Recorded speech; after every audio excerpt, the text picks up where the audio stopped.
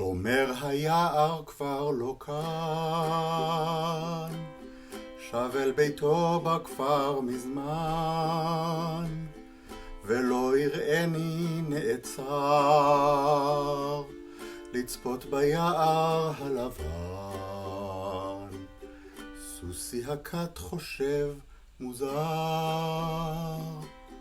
מדוע זה עצרנו כבר, בין יער לאגם אפל, בליל סגריר חשוך וקר, פעמון ריתמה הוא מטלטל, האם טעינו כמו שואל, עוד נלצליל בלט כבסוד, רשרוש השלג הנופל.